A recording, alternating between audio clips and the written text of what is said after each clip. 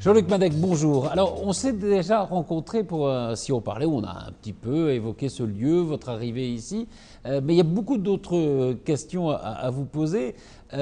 D'abord, ça fait 20 ans, on l'avait dit, que vous êtes ici.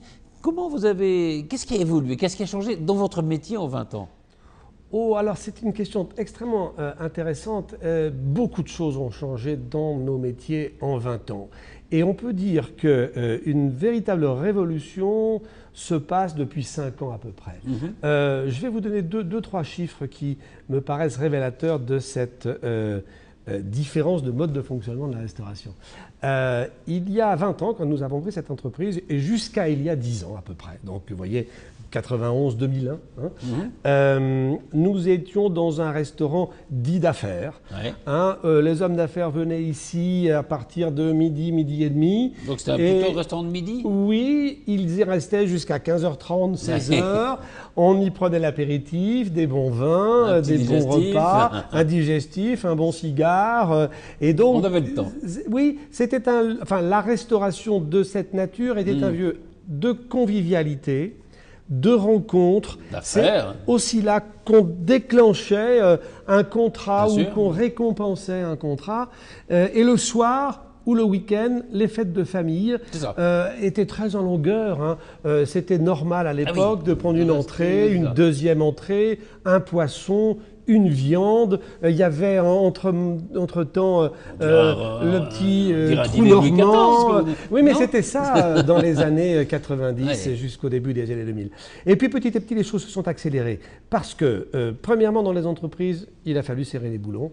Il y a un certain nombre de crises qui ont été déclenchées à partir des années 2000, qui se sont en plus aggravées. Donc, les entreprises ont réduit les frais. Le budget, on a été plus attentif à sa santé. Alors, par contrainte ou par nature? Par nature, eh bien, on a fait attention à moins manger, à manger plus sain.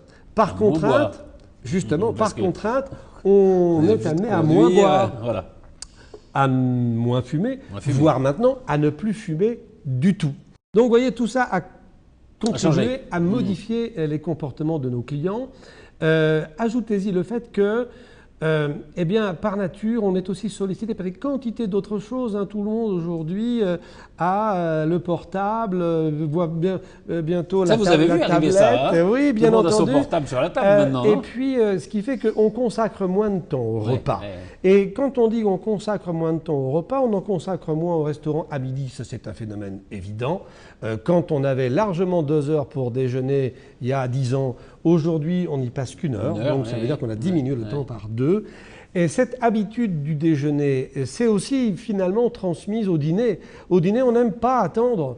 Et même si on ne traîne pas. Et on n'aime pas que le repas traîne. On veut bien traîner après le repas le soir. Pour discuter, mais on ne veut pas attendre entre les plats, on ne veut pas attendre qu'on prenne la commande. Donc le mode de comportement a vraiment considérablement évolué, ce qui a évidemment perturbé complètement notre métier. En plus, très honnêtement, on s'aperçoit même dans la très grande restauration que les choses un petit peu compliquées, ce qu'on appelle, le chichi du service. On n'en veut plus, quoi. Voilà. Et donc, vous avez maintenant une simplification. On a abandonné le flambage, le découpage. On veut être plus efficace. C'est un peu anglo-saxon, tout ça, non? Oui. Oui, alors il n'y a pas que du bon dans tout ça. Il n'y a pas que du bon. Mais bon, nous avons... Parce que le plaisir quand même. Oui, mais en même temps, le plaisir, et on le sent bien à l'égard du comportement de nos clients, s'ils attendent de trop, ils ont moins de plaisir. Ils ne veulent pas attendre, ils sont impatients. Par contre, à partir du moment où ils ont été satisfaits, gustativement, par le cadre, par l'efficacité et la gentillesse du service, par l'addition qui ne doit pas être trop élevée, eh bien, ils repartent contents. Et nous avons, nous, alors... Ils reviennent. Oui, on a avec les additions un petit flyer qui s'appelle Merci, que les gens peuvent remplir. Et nous sommes très attentifs aux commentaires que laissent nos clients. Bon, heureusement, les commentaires sont plutôt très positifs, vraiment. Justement, puisque vous êtes aussi responsable syndical hein, pour les restaurateurs, voilà, on est dans une période compliquée, du chômage, mais on dit toujours qu'il y a des professions dans lesquelles il est difficile de trouver des employés. Est-ce que la restauration La restauration est très touchée par ces difficultés de recrutement. Pour vous donner un ordre d'idée très précis en termes de chiffres, dans l'ensemble des métiers de la restauration et de l'hôtellerie, mais l'hôtellerie, ils sont moins nombreux, ils sont un peu moins touchés, mais quand même, la restauration, il y a beaucoup de restaurants. Vous savez, la France, c'est environ 110 000 entreprises en restauration, dont 80 000 entreprises qui servent leurs clients à table, dont environ 20 000 restaurants qui peuvent prétendre être des restaurants dits traditionnels. Et sur ces 20 000 entreprises dites traditionnelles, environ 4 000 sont classées dans les guides et 24 seulement ont 3 étoiles au guide Michelin. Ça, c'est pour vous donner une idée du panel. La pyramide. À la pyramide. Mais actuellement, dans notre secteur d'activité, 40 000 postes ne sont pas pourvus faute de 40 000 candidats. Emplois Absolument. Actuellement, à Paris Intramuros, la statistique de Pôle emploi, c'est qu'il y a 2 postes vacants pour un seul candidat. Incroyable. Voilà. Et comment on explique ça? Alors, ça s'explique de façon assez confuse, mais je dois dire qu'il n'y a pas une seule réponse. Il y a le même problème à peu près dans l'ensemble des métiers dits métiers de bouche, boulangerie, pâtisserie, charcuterie, boucherie, etc. Il y a aussi ces problèmes dans le bâtiment, aussi dans la grande distribution. Alors, c'est lié, je dirais, à 2 choses essentielles. La première, c'est la pénibilité. On n'est pas dans des jobs très faciles. Ça nécessite quand même une bonne santé et de la dépense physique. Bon, ça c'est la première. C'est un métier dur. C'est un métier dur. C'est un métier dur. Il faut être présent. Voilà, il faut être en forme. Cependant, il est clair que dans le cadre de la législation sur le temps de travail, dans la restauration, on fait 39 heures. Non, c'est 39 heures. Et très objectivement, moi qui suis en responsabilité pour le domaine de l'hôtellerie pour l'Île-de-France, pour les indépendants, ça s'appelle d'ailleurs, mon syndicat, c'est la Confédération des professionnels indépendants de l'hôtellerie. C'est la CPIH. C'est le 2e syndicat français après l'UMI, dont le président André Daguin fut longtemps le personnage charismatique de qui a obtenu la TVA à 5%. Il a été parmi ceux qui ont vraiment bien bagarré pour obtenir la réduction du taux de TVA. On en dira un mot, oui. Donc la pénibilité, c'est un métier physique, c'est assez difficile. Et puis aussi les contraintes, non pas de temps de travail ou de durée du travail, mais le fait que nous travaillons le soir, le samedi, difficilement le dimanche, compatible les jours avec de fête. une vie de famille. Alors, voilà. Les salaires sont plutôt de bons salaires. Le SMIC hôtelier est le SMIC le plus élevé de l'ensemble des secteurs d'activité en France. Bon.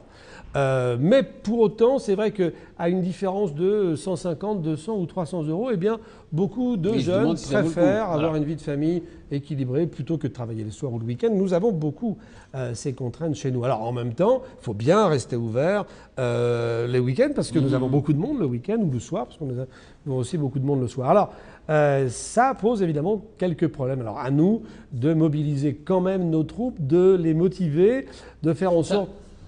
Pardon, ça a toujours été le cas, ça, la difficulté de trouver des employés?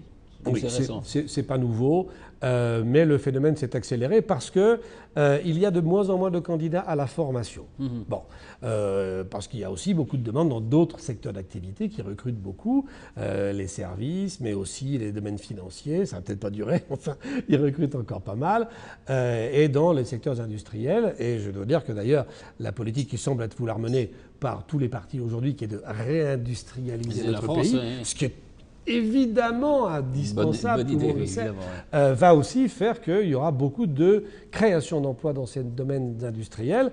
Et nous, dans nos domaines à nous, on aura de plus en plus de difficultés. Donc, à nous de faire en sorte de motiver nos troupes. Il y a des moyens pour le faire et ça commence dès l'apprentissage. Alors, il faut améliorer l'apprentissage. Il faut le rendre plus concordant avec les contraintes de l'entreprise. C'est vrai qu'aujourd'hui, je ne le dis pas pour fâcher nos amis formateurs, mais c'est vrai que dans les lycées hôteliers, dans les centres de formation d'apprentis, ce qu'on appelle les référentiels de formation sont déconnectés de la réalité. trop souvent de la réalité du terrain et de ce qu'attendent les entreprises. Il y a un très gros effort. Nos organisations professionnelles s'en occupent et c'est très compliqué. Et puis, bon, vous savez... il faut donner aux gens l'idée de ce que sera leur métier. Il faut en même temps aller vite et en même temps, on est en face de grosses machines. Quand on est, par exemple, en face de l'éducation nationale, il est clair que les choses ne se font pas d'un claquement de doigts. Mais en même temps, tout ça évolue bien. Un mot sur la TVA. La TVA a été objectivement... ça crée des emplois ou pas? Remise à niveau, je dirais, sur le plan de la fiscalité entre les entreprises qui faisaient de la restauration à emporter et celles qui faisaient de la restauration servie à table. Imaginez quand même que scandaleux, ça. Quand vous aviez un restaurant où vous serviez vos clients à table, avec du personnel pour ça, vous payez une taxe à 19,6%, alors que quand vous donniez votre sandwich à emporter dans la voiture ou dans le ferroviaire, vous étiez à 5. Bon, il y avait une évidente disparité fiscale qui a été réglée. Est-ce que ça a créé de l'emploi ? Oui, un peu, mais vous avez constaté, comme je vous le disais tout à l'heure, que nous sommes quand même en pénurie de candidats. Bon, donc il n'y a pas assez de candidats pour les postes à pourvoir. Il manque 40 000 aujourd'hui candidats pour des postes qui ne sont pas pourvus dans l'ensemble du territoire français. Pour autant, ça a permis quand même de donner une mutuelle à l'ensemble des collaborateurs de la restauration et de l'hôtellerie. Ce n'était pas le cas. De la restauration d'ailleurs, parce que c'est la restauration qui est touchée seulement. Ça a permis de donner des primes TVA à l'ensemble des collaborateurs qui avaient plus d'un an d'ancienneté dans les entreprises. Ça a permis quand même de mieux rémunérer et de mieux encourager nos collaborateurs. Donc socialement, ça a été... Oui. Là, les progrès ont été spectaculaires. Et on n'en a pas assez parlé dans la presse et c'est bien dommage. Un dernier mot, parce qu'il va falloir se quitter malheureusement, mais quand vous regardez, puisque vous avez cette vision, une globalité de la profession, quel avenir vous lui voyez ? Écoutez, un avenir brillant avec deux raisons fondamentales. La première raison, c'est que le nombre de repas dits hors domicile continue d'évoluer. Ça veut dire que les gens en province, comme en ville, à la campagne, comme dans les centres urbains, mangent de plus en plus à l'extérieur de la maison. C'est un phénomène qui perdure depuis une bonne dizaine d'années, mais qui continue à progresser fortement. Donc, la restauration a de beaux jours devant elle. Par contre, la restauration, dans sa globalité, doit tenir compte des nouvelles contraintes de temps et de moyens de ses clients. Donc là-dessus, il y a des progrès à faire. Les cartes aussi doivent s'y adapter. On a parlé à quelques reprises ensemble, quand on s'est rencontrés, des produits sous vide, des produits surgelés, etc. Eh bien, il va falloir que les restaurateurs sachent que tout ça va se mixer sur les cartes des restaurants. Il faut bien sûr défendre la qualité et la sécurité, mais en même temps, il faut aussi défendre le temps de travail de nos collaborateurs et le bien-être dans un cadre agréable avec un service efficace pour nos clients. Eh bien alors, longue vie à ce lieu et puis à vous dans ce lieu, j'espère, parce que vous en êtes aujourd'hui, plus de 20 ans, l'âme. Merci Patrice. Merci beaucoup Jean-Luc Madec. À bientôt. À bientôt.